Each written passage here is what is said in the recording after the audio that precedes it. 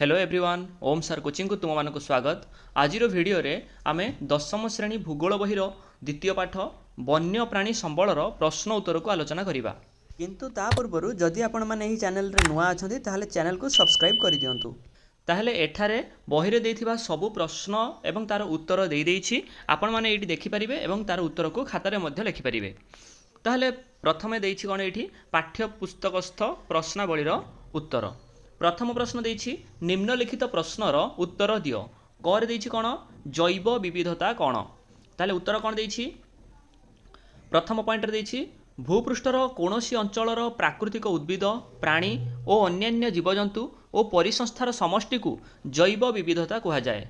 है ताहले गोटे जगार थिबा समस्त उद्भिद प्राणी जीवजंतु एवं परिसंस्था को नेइकी जैव विविधता गठित। आ ये केते प्रकारर ये तीन प्रकारर आमे कौन कौन देखिबा जीन्य जैव विविधता जाति विविधता एवं परिसंस्थीय जैव विविधता।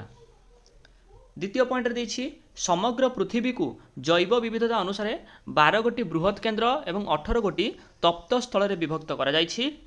तन्मध्यरु भारत एक जैव विविधतार बृहत केन्द्र एवं एहार 2 गोटी तप्त स्थल गोटे होछि उत्तर पूर्व भारत रे आ गोटे होछि पश्चिम घाट रे रहिछि। तापरे ख रे प्रश्न देछि लाल तथ्य पुस्तक कोन। ताहले उत्तर देखिबा प्रथम पॉइंट देछि विश्व संरक्षण संघ संकटापन्न जातिर जीव मानक ऊपर एक पुस्तक प्रकाश करि आसुछि। एही पुस्तकर नाम लाल तथ्य पुस्तक। अर्थात जो माने संकटापन्न जाति अर्थात जो मानकर संख्या कमी कमी कमी आसिलाणी शिकार अधिक मात्रा रे होउछि सेमानकर जो तथ्य को गोटे बही रे प्रकाश करा जाउछि पुस्तक रे प्रकाश करा जाउछि सेही पुस्तकर नाम होछि लाल तथ्य पुस्तक। द्वितीय पॉइंट देछि एहा प्रथमे 1966 मसिया रे प्रकाश पाइथिला एवं एथिरे 3000 रु अधिक प्राणी एवं 20,000 रु ऊर्ध्व उद्भिद मानकर नाम स्थान पाइथिला। तृतीय पॉइंट देछि एही लाल तथ्य पुस्तक रे भारतर सर्वाधिक संख्या रे संकटापन्न जाति स्थान पाइछंती। तापरे गरे प्रश्न देछि संकटापन्न प्राणी किए। एबे आमे जस्ट संकटापन्न प्राणी विषय पढुथिले बा जीव मानक विषय पढुथिले एबे सेही संकटापन्न प्राणी काहाकू कहिबा। उत्तर देछि कोन प्रथम पॉइंट जैव विविधता ह्रास पाइले उपयुक्त प्रतिरोधक पदक्षेप अभाव एक जाति पृथ्वी बा एक निर्दिष्ट अंचल संपूर्ण विलुप्त होइजिवो एपरि जाति को संकटापन्न प्राणी कहि थांती। द्वितीय पॉइंट देछि कोन विगत शताब्दी मध्य अधिकरु अधिक जाति संकटापन्न अवस्था को गति करुथिबारु विश्व स्तर रे एथि निमंते चिंता प्रकट करा जिबा सहित सचेतनता मध्य वृद्धि पाइछि।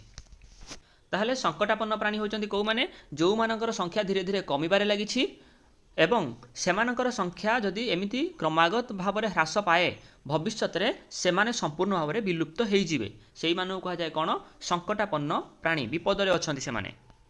तापरे घरे प्रश्न देछि वन्यप्राणी बोर्ड रो कार्य कौन। जो वन्यप्राणी बोर्ड रही तार कार्य कौन आमे देखिबा। प्रथमे देछि वन्यप्राणी मानकर सुरक्षा पई गठित होइथिबा बोर्ड ताकू ही कहा जाए कौन वन्यप्राणी बोर्ड। एमानकर मुख्य कार्य कौन वन्यप्राणी मानकु सुरक्षा प्रदान करिबा। एही बोर्ड भारत में 1972 मसीह गठन करा जायथिला। वन्यप्राणी मानकर संरक्षण और सुरक्षा पई एहा उद्दिष्ट। ताले हम जानि पारले वन्यप्राणी बोर्ड रो कार्य कोन मुख्य काम होछि तार कोन वन्यप्राणी मानकु सुरक्षा प्रदान करिबा एवं सेमानकर संरक्षण करिबा। तापरे 2 नंबर रे प्रश्न देछि कोन ना पार्थक्य दर्शाओ। क रे देछि अपघटक और परपोषी मध्य रे पार्थक्य दर्शाओ। ताले प्रथमे देछि कोन अपघटक रे हम प्रथमे देखिबा फर्स्ट पॉइंट कोन देछि मृत उद्भिद और प्राणी मानक शरीर खाद्य शोषण करी बंची रहुथिबा अणुजीव मानकु अपघटक कहा जाए।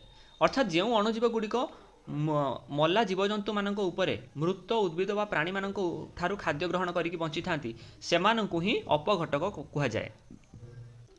तापरे एपटे देछि कोन ना परपोषी।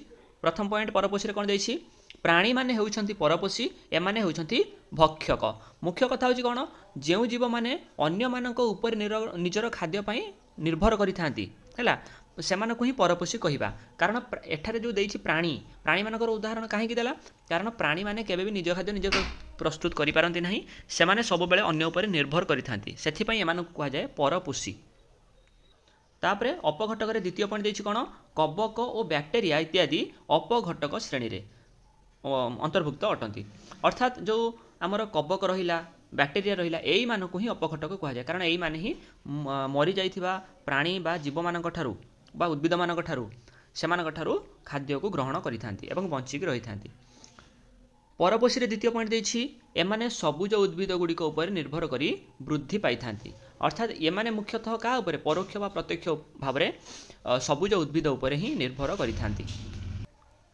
ତାପରେ 3 ନମ୍ବର ପ୍ରଶ୍ନ ଦେଇଛି ନିମ୍ନଲିଖିତ ଶବ୍ଦ ଗୁଡ଼ିକ ଗୋଟିଏ ଲେଖାଏଁ ବାକ୍ୟରେ ପ୍ରକାଶ କର। ତାହେଲେ ଦେଖିବା କ'ଣ ଶବ୍ଦ ଦେଇଛି ଗୋଟିଏ ବାକ୍ୟରେ ତାର ଉତ୍ତର ଲେଖିବା। ପରେ ଦେଇଛି ଅଭୟାରଣ୍ୟ। ଅଭୟାରଣ୍ୟ ତାହେଲେ କ'ଣ? ପଶୁମାନଙ୍କ ଭଳି ପ୍ରାଣୀମାନଙ୍କର ସୁରକ୍ଷିତ ବାସସ୍ଥଳୀ। ଅର୍ଥାତ୍ ଯେଉଁ ଜାଗାରେ ପଶୁମାନଙ୍କୁ ସୁରକ୍ଷା ପ୍ରଦାନ କରାଯାଏ କିଛି ଜାଗା ଅଛି ସେହି ଜାଗାକୁ ହିଁ କୁହାଯାଏ କ'ଣ ନା ଅଭୟାରଣ୍ୟ। ତାପରେ ଖରେ ଦେଇଛି ଜାତୀୟ ଉଦ୍ୟାନ। ଜାତୀୟ ଉଦ୍ୟାନ କ'ଣ? ଅଭୟାରଣ୍ୟ ଠାରୁ ଜାତୀୟ ଉଦ୍ୟାନ ମାନଙ୍କରେ ପଶୁପକ୍ଷୀମାନଙ୍କର ସୁରକ୍ଷା ପ୍ରତି ଅଧିକ ଧ୍ୟାନ ଦିଆଯାଇଥାଏ। ତାପରେ ଗରେ ଦେଇଛି ବିଲୁପ୍ତ ଜାତି। ବିଲୁପ୍ତ ଜାତି କ'ଣ? 50 ବର୍ଷ ଧରି ବା ତାଠାରୁ ଅଧିକ ସମୟ ପର୍ଯ୍ୟନ୍ତ ଯଦି କୌଣସି ଜୀବଜାତି ଦୃଶ୍ୟମାନ ହେଉନାହାନ୍ତି ତାକୁ ହିଁ ବିଲୁପ୍ତ ଜାତି ବୋଲି କୁହାଯାଏ। ଅର୍ଥାତ୍ ଯଦି ଗୋଟିଏ ଜୀବ ଯାହାକୁ କି ଆମେ 50 ବର୍ଷ ହେଲାଣି ଦେଖିବା ପାଇଁ ପାଉନାହାନ୍ତି ତାହେଲେ ତାକୁ ଆମେ ବିଲୁପ୍ତ ଜାତି ରୂପରେ ଗଣନା କରିଥାନ୍ତି। ତାପରେ ଘରେ ଦେଇଛି କ'ଣ? ବିପଦ ପ୍ରବଣ ଜାତି। ବିପଦ ପ୍ରବଣ ଜାତି କ'ଣ? ବର୍ତ୍ତମାନ ଉଦ୍ବେଗଜନକ ଅବସ୍ଥାରେ ନଥିବା ଭବିଷ୍ୟତରେ ଲୋପ ପାଇଯିବାର ଆଶଙ୍କା ଥିବା ଜାତିର ପ୍ରାଣୀ ବିପଦ ପ୍ରବଣ ଜାତି ଭାବେ ପରିଗଣିତ କରାଯାଏ।